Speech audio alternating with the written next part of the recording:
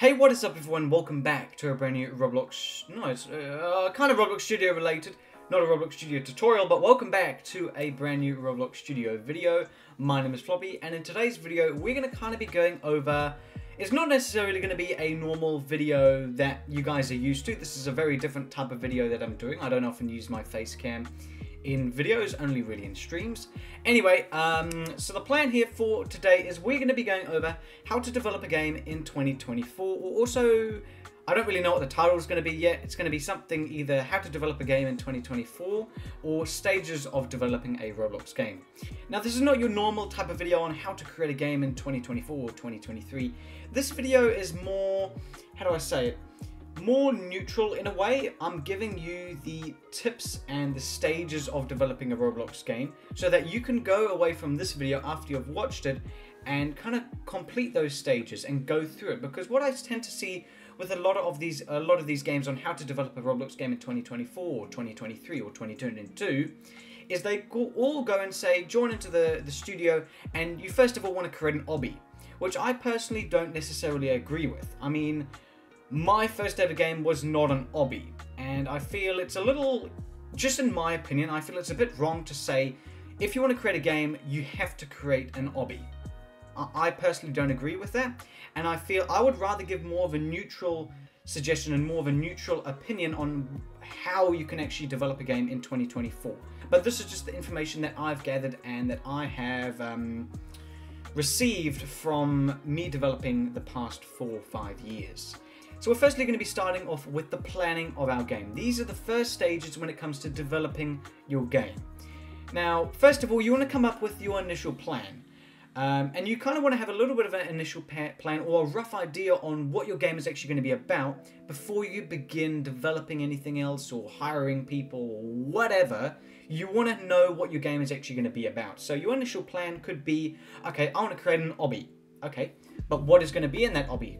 You need to question yourself these questions. What is going to be in the obby? Okay, the obby is going to include 10 stages, and the player needs to complete those stages to receive a crown. Okay, excellent. But what is something unique that you're going to add into the game? You need to question yourself these things so that you can evolve around your initial plan idea of creating an obby. What is your obby going to include? What are some exclusive features that are going to be in there?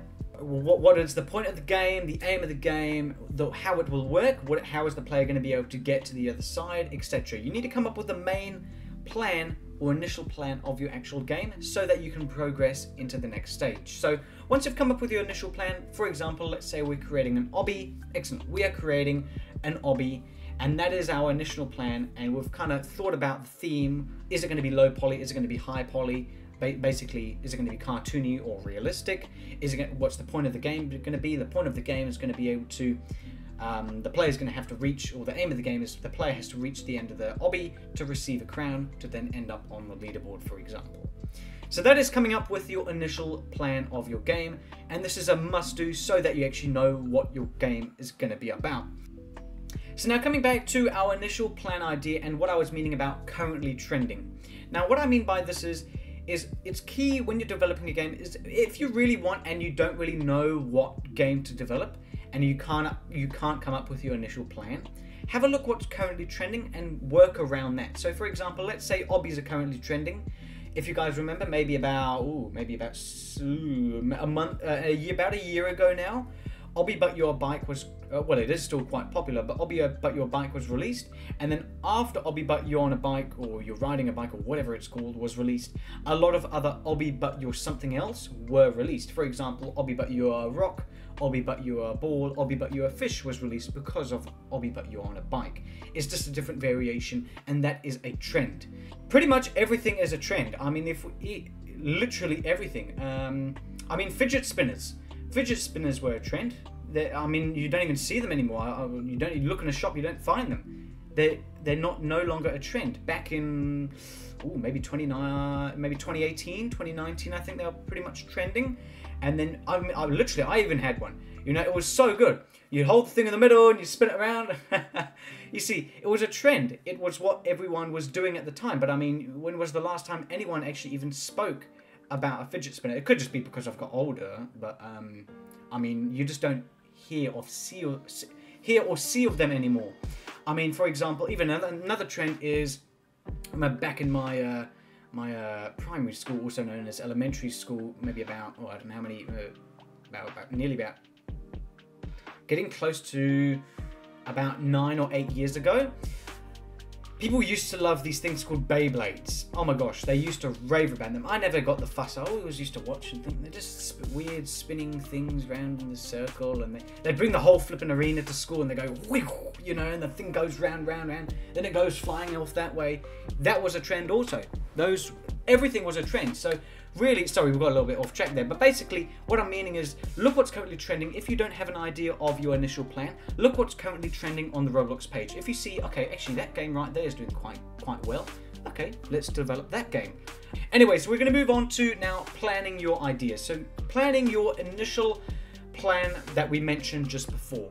So our initial plan, for example, would be, we are wanting to create an obby. Let's work around that idea. So go onto Google Docs, go onto Word document, whatever, go onto your mum's phone, go onto Discord messages, go onto notes, whatever you want, go onto messages and note down your idea. So for example, I've done this with every single one of my Roblox games. I've always written down the idea and worked around that idea. So I would get a Google document, I'll type out, you don't even necessarily need to have a game name, but I would just type out obby game, Floppy's obby game, for example. Then I'd say obby game and write what I currently am thinking about the game. So the game is going to work like this. Players need to reach the end to receive a crown. Once they receive the crown, they are then teleported back to the spawn and they're given 1 leader stack, for example. You write that down, Okay, excellent.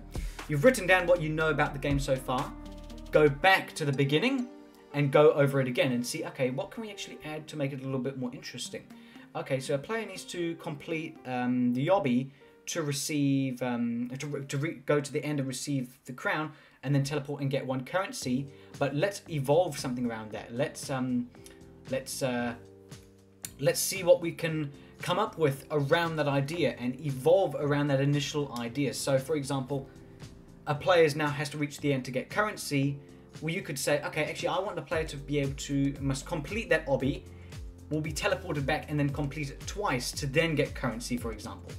Plan around your ideas and evolve around your initial ideas. And say, for example, there could be leaderboards, there could be a Game Pass shop, there could be a shop where players are able to spend their currency that they receive. Really evolve around that idea and see what other ideas you can come up with. This is going to be the main time when you expand your understanding of your game and when you expand the idea of your game. So you've got the initial plan, you put it on a document, but then you expand it so that it is a bigger idea and that it is more thought out. Because usually your initial plan is just something that you come up with quickly. You know, you may say, oh, okay, yeah, obby, but your fish seems like quite a good idea. Okay, let me do that. Write it down in a document. Oh, actually, I can add this. Oh, that would be good there, you know, and then you write it down and you evolve around your initial idea. So that is what planning your idea on a document means, and that is a stage that I think is crucial when it comes to developing your Roblox game. The first 2 stages, coming up with the initial plan and planning your idea, are the main stages or the main starter areas of actually developing your Roblox game, which I think are key when it comes to developing a game. So now just a little tip from me that I think is quite valuable when you are a first developer and when you're first starting out as a developer, is keep your first game basic and simple. Don't go and start creating, or don't try create a full-on roleplay game straight away. Roleplay games are very detailed and they usually contain very large maps and a number of systems. I mean, for example, I've seen a lot of people trying to create, or actually message me saying, Floppy, I'm wanting to create something similar to The Hood, or I'm wanting to create something similar to Liberty County.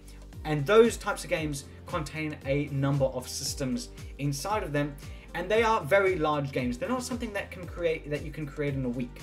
Those games are something that you'd create in a number of months. I mean, Liberty County, that is a very detailed game. There's so many different things in it. There's so many different features in it that it is not something that takes 5 minutes to develop. That is something that takes months, maybe even years to develop. That's the thing when it comes to creating a game. So if you are first starting out with creating a game, go with something basic like an obby or a tycoon. I mean, tycoons are relatively Simulators Tycoons, they can be detailed, but you can also keep them very basic. So I would definitely suggest start with something either associated around an obby, simulator, or tycoon, and then kind of work your way from there. And once you've released something more simple and basic, then you can start to go and work on these more detailed games when you've maybe got some more funds to go and spend on the game, because it also comes down to funds, and a big game requires a lot of funds to be able to actually continue all the way to the end of development. So now the next stage is creating yourself a budget sheet. This is going to be underneath your first stages of developing your Roblox game, is creating yourself a budget sheet. If you're developing the game for yourself, you don't necessarily need to go with the stage, but I mean, if you're planning on hiring some developers to work on your game, it's a good idea to keep track of your expenses and kind of have a little bit of a budget sheet, allocating your amount of funds or your budget that you have to each category. So for example, the scripter, the builder, the 3D modeler, the graphics artist who's going to do the thumbnails and the logos, you allocate that specific an amount of that specific your specific budget to each category. So for example, let's say we had 20,000, you'd put 7,000 for example to the coder, you'd put 5,000 to the 3D modeler, 2,000 to the sound effects, whatever.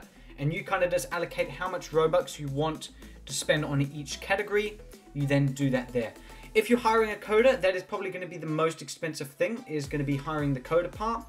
And then it kind of goes down in the list. So you've got the coder, most expensive, 3D modeler, the next most expensive, probably the GFX, the logos and the thumbnails will be the next expensive. Sound effects probably closer to the end, and then any other little bits and bobs. But it really depends, it varies on each developer to each developer.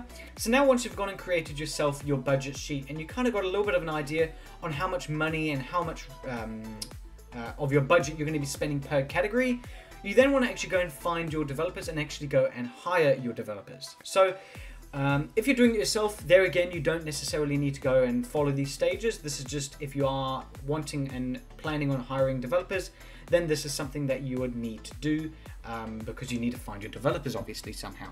So now there's a number of areas where you can actually go to hire your developers. You can go to the most common one, which I personally use quite often, is Hidden Devs. The only reason I usually use Hidden Devs on Discord is simply because it's very easy to communicate to one another. It's just a matter of you read their post and you read their work and you view their work, and then you just click on the name and then you send them a message. Where if you go through things like Dev Forum, it does take some time to get a response, or you may not actually ever get a response from the person simply because it isn't something that they would check regularly. But I mean, on Discord, I feel Discord is something that everyone has open pretty much all the time, and it's something that they regularly check. So I mean, Discord would probably be the best option if you're trying to find a developer. But finding a developer either in Dev Forum or Hidden Devs or wherever, you could be playing some other game and you find a developer who there does coding, excellent. Then you can discuss further and you can come up with an idea. But the most common ones are Hidden Devs, which I personally use most, and then also Dev Forum. Yeah, those are the main two areas where you can probably find the most reliable developers. Something else to keep in mind when you are hiring your developers, you've got to make sure that you're happy with their work. I mean, you've got to also make sure that they meet your requirements for your game. Are they actually capable of doing it? So if you find someone who you think, oh, okay, I quite like their work, let me have a little bit of a look. Send them a message, tell them your game requirements, what sort of game you had in mind, not the whole entire plan document sheet, just for that specific area. For example, let's say you're hiring a coder. You'd say, hi there, so-and-so, hope you are all well. I saw your work on Hidden Devs and I really like it. I'm currently in the development process, or I'm currently searching for a coder to script my game. This is what the game is about. It's an obby game. I'm needing a player to receive a coin when they reach the end, etc, etc. And you kind of just tell the coder right there and then what your idea of the game is about, and then they can tell you if it's something that they can do or if it's not. Now we're moving on to the during development stages. So these are the stages that are basically going to be taking place when you are in the process of development. So you've created your budget sheet, you've hired your developers, and your developers are now working on your game. So we're firstly going to be talking about managing your developers. So when it comes to developing a game, you are usually going to be the main manager of that entire, you're going to be the main founder of the game. You're going to be the person who is in control of everything, who's going to be managing everyone and everything. Now, basically what I mean by managing your developers, what I mean there is basically making sure that everyone is doing what they need to do, making sure that they are completing the job, actually doing the job, and making sure that they are completing it to the certain deadline. Now, we can relate this with a real world business. So for example, let's say we have a restaurant, okay? I'm the main manager. I'm now watching over my employees who are serving the customers. I'm managing the chef. You know, I'm the main manager who's making sure operations run smoothly inside of the restaurant this evening. I need to make sure that me as the manager, I need to make sure that the customers are satisfied, the food isn't taking too long to be received to the customers, and that it is all done smoothly and in a good, timely manner. The exact same thing is, if we had to relate that back to Roblox Studio and use the exact same concept, I'm the manager, my developers are now working for me, I need to make sure that they are completing things to the deadline, I need to make sure that they're actually doing what they need to do, not sitting in the bathrooms playing Geometry Dash all evening. I need to make sure that that is not happening. I need to make sure that they are doing what they need to do and fit into that time frame. So that is basically what I mean by managing developers, is making sure that they are doing what they need to do. Now, also something that you must make sure that you do if this does ever happen, if you ever come across a developer who does not want to provide updates, who is not doing what they necessarily need to do, have a voice chat with them. And even though you may not necessarily feel the courage to, you just need to kind of get past that. It's one of those things, and you need to act like a manager. So it is also good to put your foot down at times to make sure that they know who is boss and to make sure that you are in control. So the next stage kind of matches, or is kind of similar to the stage that we mentioned before of actually managing your developers, but it's actually going to be going over testing and doing often and frequent testing on the game. So, and as we mentioned before, keeping up with regular updates. Testing your game during development is a key process of making, or a key stage when it comes to developing your game, simply because then you're able to make adjustments if need be. For example, let's say you have asked for a nice smooth animation. When a player clicks a button, the GUI will then pop up. Let's say you tested that and you said, oh, I don't really like the look of that. You can ask the coder nicely. Don't say, I want it like this. You can say, work is great. Could you please, by any chance, could you please make this slightly more slower, or a bit more faster, or a bit more larger, or whatever? And actually you can adjust things along the development, because it's all good and well waiting until the game is developed, but the problem is a lot of developers, once they've finished their game, or a lot of people who actually work for you, once they've finished the game, they want their payment and they want to be gone. They don't want anything to do with you. They want to receive the payment and then they're done and dusted. They don't really care. While when they're in the middle of development stages, they can still make easy adjustments, and that doesn't really bother them too much, especially if it's quite minor. They shouldn't have a problem. So definitely doing some testing during the stages of when your developers are actually working, and there again is doing frequent plays and frequent checkups on your developers, making sure the job is getting done. So we're going to be moving on to the next stage, and this is being a good developer. Now, this isn't necessarily a stage, this is more of almost like a little bit of a tip on how your game should function correctly and how it should run with your people who you have hired. So being a good game developer is following the rules. Now, what I basically mean by following the rules is following Roblox's terms of use. I think these terms of use or terms of service or whatever it is, but making sure that you follow the rules and that there are no issues regarding your game which could lead to your account being terminated. Another one is make payments on time. By being a good game developer, managing your developers is making sure that when the job is completed, make sure payment is made on time, making sure that payment is actually made. Another thing is communication. Communication is key. It is probably one of the most important aspects of when you've actually hired a developer, is making sure communication is key, making sure you can both understand each other, you're both on the same page regarding something. So I guess the during development ones were not necessarily regarding stages. I mean, they were stages, but I guess there were more tips on how you can assure that your developers are doing what they need to do, how you can be a good game developer, and regarding testing. I mean, testing was really mainly the only stage. I would say that's probably the main stage there in the during development stages.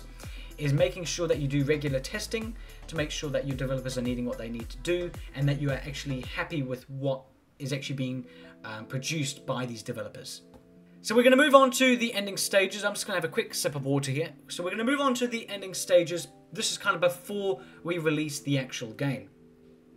So when it comes to the ending stages, the main thing is testing. You want to make sure that your game is well tested, making sure that there are little to no bugs noticeable, or making sure that there is no bugs that literally make the game unplayable.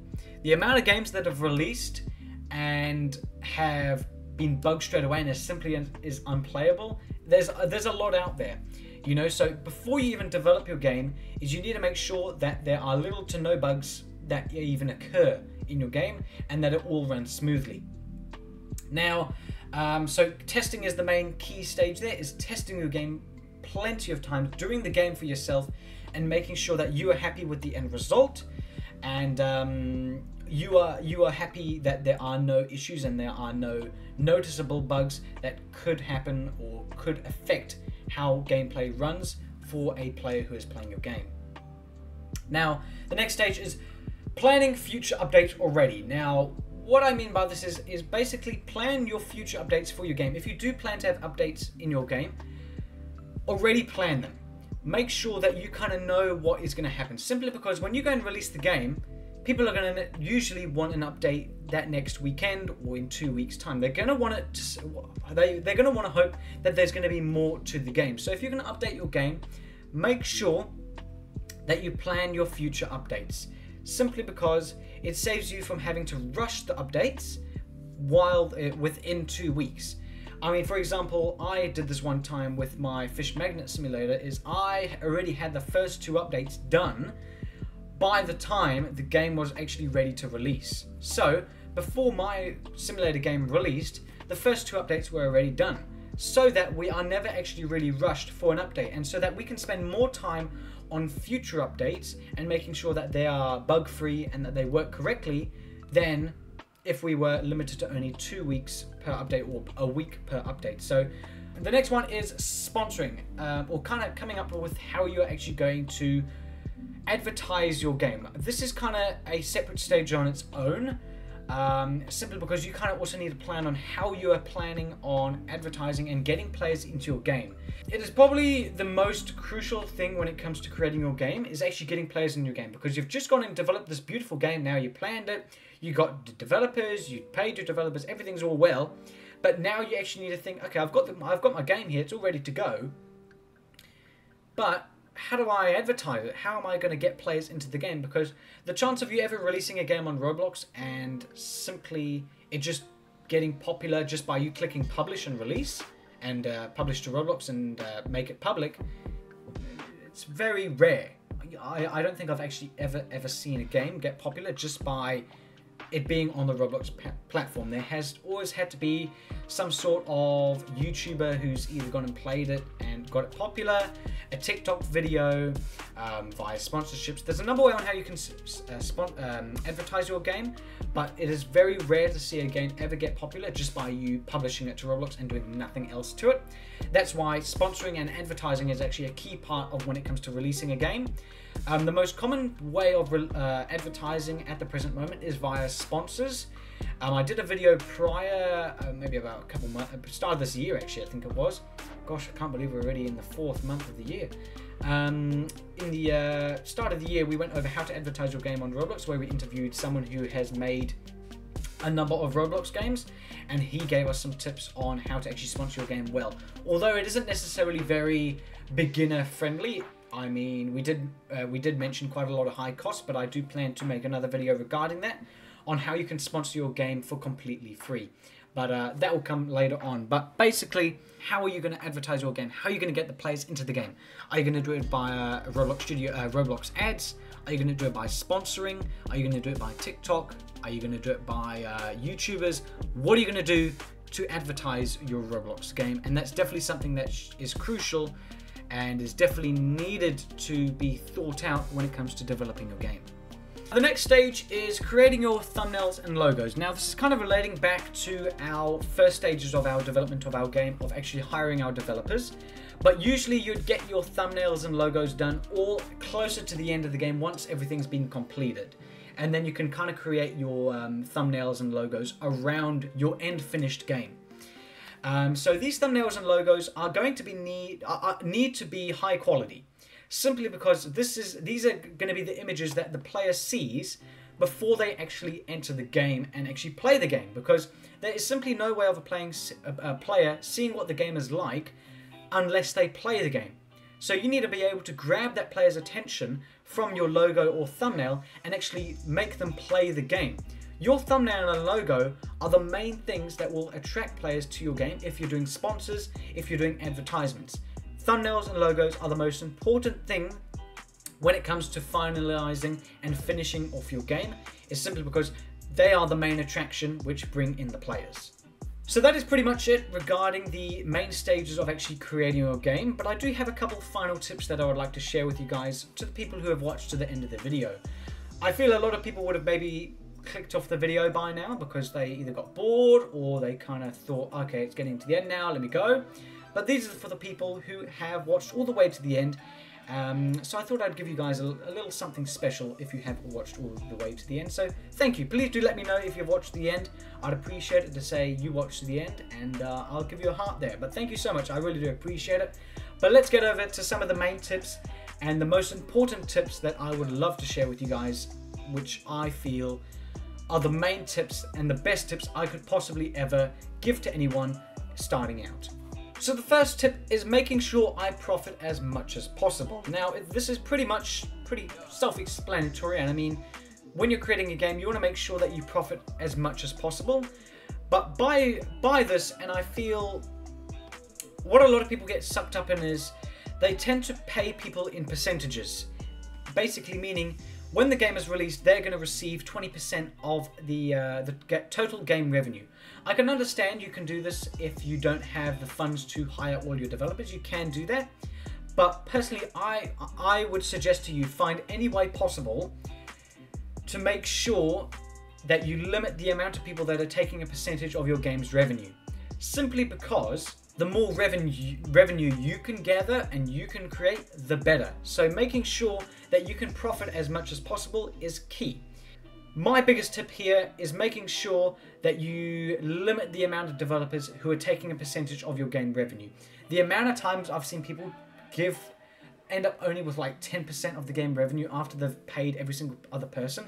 They end up just losing out in the actual overall game profits. They don't profit from the game because all their profits are going towards the other developers. They're not getting anything back. So my biggest tip here, I'm just going to reiterate it, is do this by limiting the amount of people who take a percentage of your game's revenue. Try your best to keep it as close to 100% as possible so that you go home with 100% of the game's revenue. Not 80%, not 90%, not 50%, 100%. Do the best you can to make sure that you keep as much profits as possible. So my next tip is don't take more than 3 months on developing a game. Now the reason for this is simply because from my experience, I've found games which have taken longer than 3 months to develop end up doing not as good as you would have hoped. So meaning they have maybe only got a couple thousand visits where you were actually anticipating it to go quite high. But then I have found with the games that take less time to develop, such as like Obbies, like Obby But You're a Fish, they end up doing way better than you actually originally anticipated. In conclusion, knowing what works on Roblox only comes from experience, and that is by releasing games. If the game flops, accept the loss and learn what you can from it, and use it to make your next game even better. Now that is pretty much it on how you can actually create and the different stages of developing a game in 2024. Hopefully this has been able to give you a little bit of guidance on where you should be starting and the different stages of developing a game in Roblox. So hopefully this has given you a little bit of guidance around it, and hopefully this has actually been a bit helpful. But anyway guys, thank you so much for watching. You guys have an amazing rest of your day, and I wish you all the best of luck with your developing of your game in 2024, and I look forward to seeing what you guys are able to come up with. But anyway, thank you all so much for watching. Have an amazing rest of your day, and I wish you guys all the best of luck, and I will see you all in the next Roblox Studio video.